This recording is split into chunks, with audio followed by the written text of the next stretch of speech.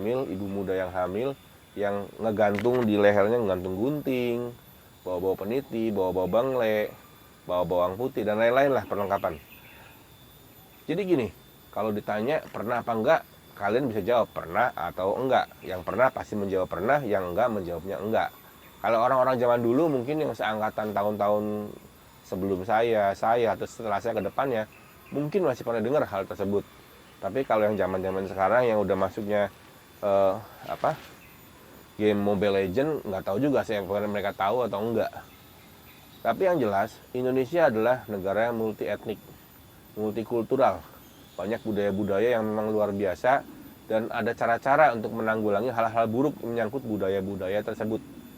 Contoh tadi, kenapa ada orang hamil kemudian harus pakai gunting, pakai barang-barang tajam lah. Ternyata zaman dulu ada ceritanya pemirsa.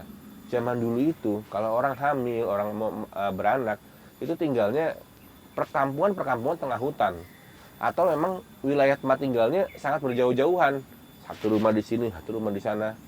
Sementara eksistensi makhluk halus saat itu masih banyak sekali dan bergentayangan. Jadi namanya istilah bayi digondol sama kuntilanak itu bukan berita baru.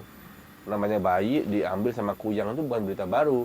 Itu adalah hal-hal yang biasa terdengar dalam setiap masyarakat di wilayah-wilayah di Indonesia. Seringkali hal tersebut membuat kita merinding, kita membuat merasa takut. Tapi memang itu yang terjadi. Jadi akhirnya bagaimana? Ternyata makhluk-makhluk ini, kalau orang hamil itu menurut makhluk-makhluk ini, menurut kebudayaan dan tradisi kita, katanya wangi katanya. Wangi sehingga memanggil, mengundang makhluk-makhluk ini untuk datang. Baunya wangi katanya, kalau bau bayi, bau darah yang baru keluar tuh wangi katanya.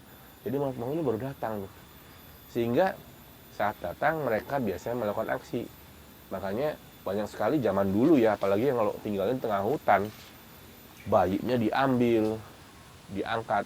Tapi ternyata kembali lagi, ada yang merusak, juga ada cara menangkalnya.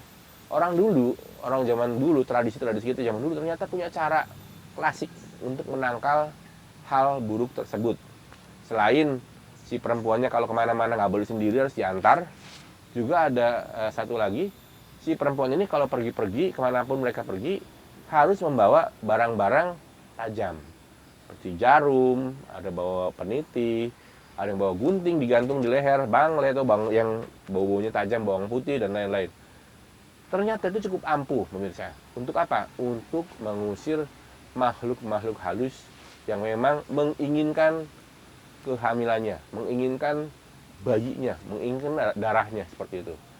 Jadi ternyata cukup ampuh, dan itu turun-temurun sampai saat ini. Mungkin ada beberapa di wilayah kita yang di jauh di pedalaman sana masih mempercayai dan melaksanakan hal ini untuk melindungi dia dan anak-anaknya.